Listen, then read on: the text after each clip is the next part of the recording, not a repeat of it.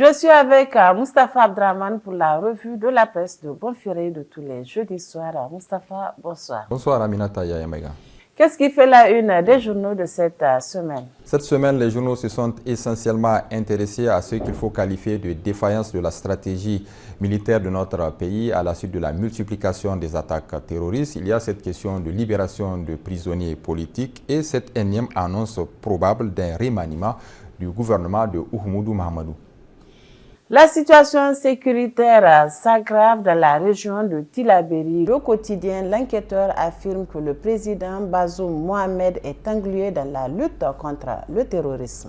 Le président de la République flotte dans ses habits de chef de guerre, mais chaque nouvel attentat met à nu les failles du dispositif sécuritaire de notre pays, écrit le journal L'Enquêteur d'hier mercredi, 7 mois seulement après son arrivée au pouvoir. Le journal rappelle que Bazoum Mohamed s'est retrouvé en face de la toute première grosse attaque terroriste de son quinquennat, avec le massacre de 70 personnes, membres d'un comité de vigilance avec leur mère. C'était à Adabdab le 2 novembre 2021, une localité située non loin de Bani Bangou. Parti au chevet de la population meurtrie, Bazoum Mohamed a laissé entendre que de tous les soucis que nous avons, celui de l'insécurité dans la région de Tillabéri est la chose qui l'empêche le plus de dormir et sur laquelle il réfléchit le plus. C'est un défi pour notre pays, c'est un défi numéro 1 pour lui. Mais de toute évidence, le président Bazoum n'a pas tiré les leçons du drame de Bani Bangou.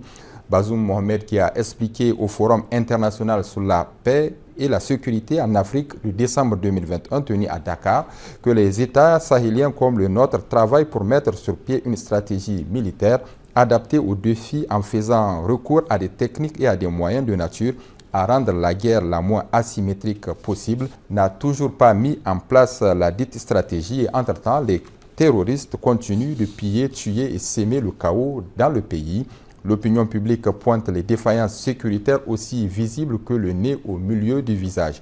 Ici, le président de la République qui est directement interpellé en premier. En sa qualité de chef suprême des armées, Bazoum Mohamed doit assumer pleinement son rôle et s'attaquer aux gros problèmes qui grippent les chaînes de commandement de nos forces de défense et de sécurité FDS, estime le quotidien L'Enquêteur. Le chef de l'État ne peut plus et ne doit plus faire face à une équipe qui ne gagne pas, corriger le tir face à la multiplication des attaques terroristes, notamment dans la région de Tillabéri. Qu'est-ce qui empêche à Bazoum Mohamed de prendre le taureau par les cornes? Lui qui en a fait la promesse dans son discours d'investiture, rappelle au passage le confrère près de 2 ans après. Le seul constat qui se dégage aujourd'hui, l'hydre terroriste est dans une forme presque olympique. Le monstre n'est point affaibli. Le temps joue contre Bazoum Mohamed. Ce dernier doit au plus vite transformer en victoire ses échecs sur le terrain de la lutte contre le terrorisme ou tout au moins apprendre de ses erreurs et corriger le tir en se dotant d'une chaîne de commandement civil et militaire à la hauteur des défis de l'heure, conclut le confrère. Le journal Le Canard en Furie nous parle dans sa livraison de cette semaine de la libération des prisonniers politiques. Après Tchanga, le président Hama Amadou n'est toujours pas fixé sur son sort. Le général à la retraite Moumouni Bouraïma Di Tchanga est finalement sorti de prison. C'était le 1er mars dernier, soit 4 mois après la libération provisoire dont il a bénéficié. C'était le 28 octobre 2022 par la justice nigérienne en première instance, écrit le journal Le Canard en Furie de cette semaine. Le général Tchanga est poursuivi pour rappel en compagnie d'autres personnalités politiques dont l'autorité morale du modèle Lumana Africa Hama Amadou et de Tahirou Seydou et d'autres compagnons d'infortune pour complicité de dégradation de biens publics et privés, incitation à la violence et à la haine ethnique, propagande régionaliste, propos à caractère raciste, et c'était suite aux violences post-électorales de 2021. Des élections qui avaient consacré l'élection de Bazoum Mohamed à la tête du pays. Après quelques 17 mois d'incarcération, le général Tchanga et ses compagnons d'infortune ont donc comparu à la barre le 28 octobre 2022 pour un procès qui débouchera sur l'accord de liberté provisoire pour tous, à l'exception du président du modèle Lumana Amadou, absent du pays pour cause sanitaire. Hama Amadou n'a pas pu comparaître à la barre pour les motifs indiqués si haut. Depuis qu'il a été autorisé pour une quinzaine de jours à aller en France pour des soins, il n'est plus revenu au pays. Une absence prolongée qui ne préoccupe guère le président Bazoum et les siens, selon le journal. Bien au contraire, il s'en accommode, même préférant qu'il continue à vivre en exil que de rentrer au bercail pour retrouver sa cellule de prison, avec tout ce que cela peut comporter comme risque de reprise des hostilités dans l'arène politique, alors que le régime est confronté ces derniers temps à une multitude de crises qu'il n'arrive pas à juguler. Cette liberté provisoire accordée à Tchanga est perçue par certains analystes politiques comme une volonté manifeste de Bazoum Mohamed de décrisper totalement l'atmosphère politique. Remaniement du gouvernement devant l'inertie de l'équipe actuelle, un grand chambardement en perspective, c'est le titre qui barre à la une du journal Le Monde d'aujourd'hui de cette semaine. Plusieurs fois annoncé, le remaniement en profondeur de l'équipe gouvernementale se fait toujours attendre, alors que le président Bazoum Mohamed s'apprête à souffler bientôt ses 2 bougies au pouvoir dans un mois, le 2 avril prochain précisément, écrit le journal Le Monde aujourd'hui de cette semaine. Depuis la formation de la première équipe en 2021, rappelle le confrère, l'on a juste assisté à des remaniements techniques qui se traduisent par l'arrivée d'une ou de 2 nouvelles têtes dans le gouvernement et un jeu de chaises musicales entre les anciens membres. Le grand chambardement, d'après une source digne de foi du journal, le président Bazoum compte l'opérer dans les jours et semaines à venir, après avoir pris le temps nécessaire d'observer le travail et analyser les résultats de chacun des ministres du gouvernement. Pour éviter tout malentendu ou friction éventuelle avec les partis alliés, le président Bazoum se concertera préalablement avec les leaders des 10 partis afin d'harmoniser les choix selon la source du journal. Le président Bazoum compte non seulement à travers cette initiative se débarrasser des ministres qui ont des dossiers pendants devant la justice, mais aussi mettre définitivement fin à l'inertie du gouvernement pour prendre véritablement le taureau par les cornes, et le temps joue contre lui, selon le journal Le Monde aujourd'hui.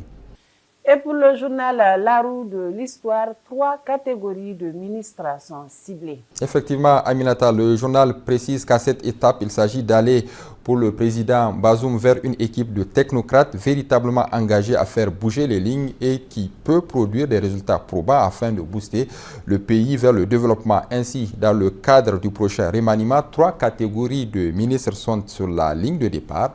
D'abord, il y a les ministres ayant des dossiers en justice ou ceux dont la gestion comporte beaucoup d'irrégularités. Le journal fait allusion ici à 4 ministres dont il a choisi volontairement de taire les noms. Ces derniers ont des démêlés avec la justice. Ceux-là seront tout simplement remerciés pour se mettre à la disposition des juges dans les affaires qui les concernent. La deuxième catégorie de ministres qui vont prendre la porte est celle de ceux qui ont été défaillants dans la mise en œuvre de leur feuille de route, mais qui ont été promus pour leur activisme politique ou leur poids électoral. Cette vague de ministres qui se sont illustrés par leur inertie seront également libérés. Le dernier lot des partants est constitué de ministres qui n'ont plus le soutien de leur formation politique.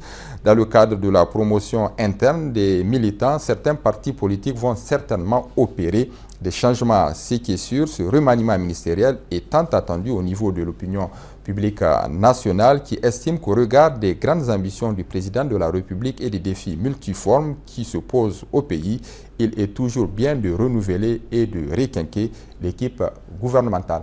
Les relations France-Afrique à la une du journal L'Actualité, Macron ou l'art de faire du neuf avec du vieux, écrit le confrère.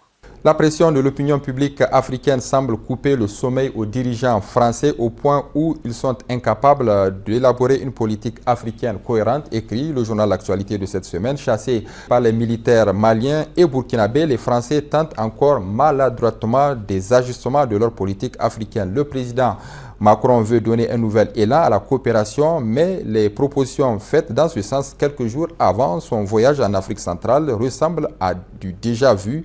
Plus grave, elle révèle le peu de considération que la France a pour les Africains, selon le confrère. Au Gabon, en prenant le parti de Jean-Ping, la France a jeté le pays dans les mains du Commonwealth. Emmanuel Macron veut surtout renouer les liens avec la famille Bongo. En République démocratique du Congo, le point de presse avec le président de ce pays a donné la preuve que les relations entre l'Afrique et la France ne seront plus ce qu'elles ont été. Le président Tshisekedi a eu le courage de dire certaines vérités à son visiteur. Il est légitime, selon le confrère, de se demander si les prédictions de Nostradamus ne seraient pas en phase avec la réalité. Un roi jeune et l'incendie de Notre-Dame de Paris. Le quotidien gouvernemental Le Sahel d'hier mercredi a consacré sa une aux funérailles de l'ancien Premier ministre Souley Abdoulaye au palais de la présidence. Son Excellence Bazoum Mohamed a assisté le mardi 7 mars 2023 à la cérémonie officielle des obsèques nationales organisée à l'honneur de M. Souley Abdoulaye, ancien Premier ministre, rappelé à Dieu le mercredi 1er mars 2023 à Paris des suites d'une maladie, écrit le quotidien gouvernemental Le Sahel d'hier mercredi. Tenu au sein du palais de la présidence, cette cérémonie émouvante a permis aux membres de la famille, aux responsables de l'État, aux proches, amis et collaborateurs de dire un au revoir aux défunts. C'est dans une ambiance où tristesse et compassion se lisaient sur les visages qu'un détachement spécialisé du groupement national des sapeurs-pompiers procédait à la mise en place du corps de l'ancien Premier ministre. Souley Agi fut Premier ministre, chef du gouvernement du 28 septembre 1994 au 8 février 1995. Puis ministre du Commerce, des Transports et du Tourisme de 1996 à 1997 sous la présidence du feu Ibrahim Barry Maïnassara, ministre de l'Intérieur chargé de la police et de la sécurité intérieure de 1997 à 1999. Une vie pleine de mérite partout, plus précisément au Bénin, au Togo et en Côte d'Ivoire où il a servi. Le défunt a rempli sa part de mission avec honneur et dignité. Le quotidien gouvernemental, le journal Le Sahel de ce jeudi matin nous annonce, lui, la signature hier, mercredi 8 mars 2023, par le président de la République, Bazoum Mohamed, d'un décret portant convocation du corps électoral pour les élections législatives partielles 2023 de la 9e région du Niger, c'est-à-dire la diaspora. Au terme de ce décret, le corps électoral pour les élections législatives partielles de la 9e région diaspora est convoqué pour le dimanche 18 juin 2023. La campagne électorale est elle ouverte le samedi 27 mai 2023 à minuit et close le vendredi 16 juin 2023 à minuit. Et puis cette dernière une, celle du journal Niger Inter Hebdo de cette semaine qui a publié à sa une réflexion de Kiari Liman Tingeri, économiste du développement et ambassadeur du Niger aux États-Unis. L'article est intitulé « Pourquoi donc le développement n'intéresse plus les économistes du Niger ?» Moustapha Zongoma, merci. Merci Aminata Yayamega. Merci à vous également de nous avoir suivis. Excellente soirée en compagnie des programmes de la télévision. Bonne soirée.